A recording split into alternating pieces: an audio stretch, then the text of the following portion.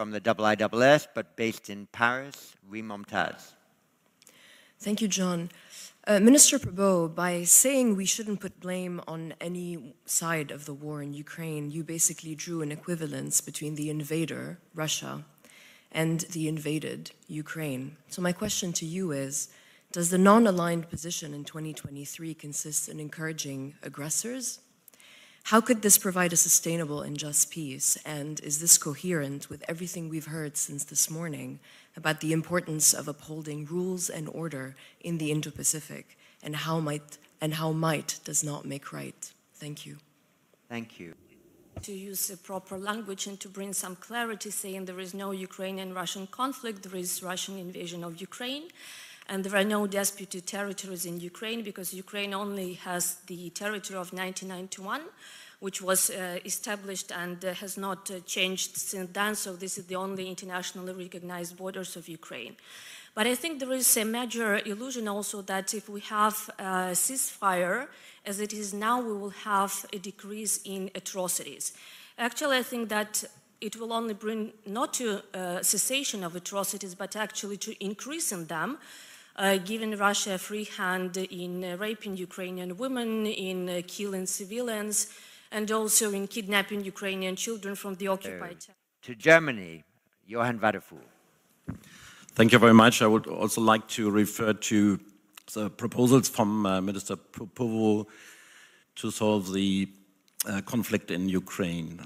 I would like to ask you, Minister, why didn't you address the Russian aggression, that this was the only reason for this conflict, and that if Ukraine stops to defend itself, the sovereignty of Ukraine would be gone, and if Russia stops the war, the conflict would come to an end. And if we follow your proposals to come to a ceasefire, wouldn't this only cement a new frozen conflict in Europe? Thank you. Thank you very much. And simply on your ideas on Russia-Ukraine non-alignment and also the Myanmar issue. Yes, John, thank you. I don't know if I can answer these questions in 3 minutes, but I will try. Several questions insinuated that I'm equating between the invader and the invaded. I think this is an emotional reaction, but what I'm putting forward is conflict resolution. I'm not saying which side is right or wrong, and I think this is being taken mistakenly, because Indonesia's position is very clear. In the United Nations, we voted against the Russian invasion. We voted. You can check our voting record. We are not talking about right or wrong. I'm just proposing that we attempt at conflict resolution, and this has been done historically. Please, our European friends, please do not think in terms of 5 or 10 years. Think in terms of 50 years. We in Asia, we have our share of conflict, of war. Maybe more disastrous, more bloody than what's being experienced in Ukraine. Ask our Vietnamese friends, our Vietnamese brothers. Ask our Cambodian brothers. Ask them how many times they've been invaded.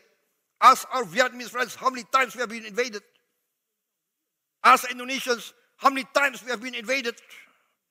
We know war. We want to resolve. We want to help. But again, it's up to the two parties. What is the United Nations for, if not for conflict resolution? Why is a proposal for a demilitarized zone so taken as if it's not rational. We have a demilitarized zone in Korea. We had a demilitarized zone between North and South Vietnam. We had a demilitarized zone in the Sinai. We have now United States monitoring force in many countries. There are conflicts not only in Europe. There are violations of sovereignty not only in Europe. Ask our brothers in the Middle East. Ask the Africans. Ask the people of the Democratic Republic of Congo. How many countries invaded them? There are United Nations forces in the Congo. So what I'm proposing is how we try to resolve this conflict by respecting the United Nations. That's all. I'm not equating aggression with the aggressors. Please understand, we, in this part of the world, we have been victims of aggression many, many times. I think that's my answer. And for Myanmar, very clear that ASEAN has not accepted the authoritarian and the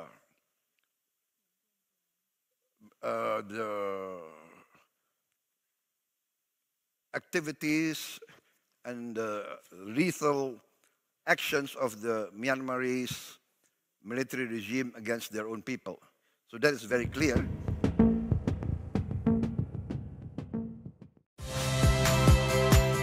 Saya Niluh Puspa. Saksikan program-program Kompas TV melalui siaran digital, pay TV, dan media streaming lainnya. Kompas TV, independen, terpercaya.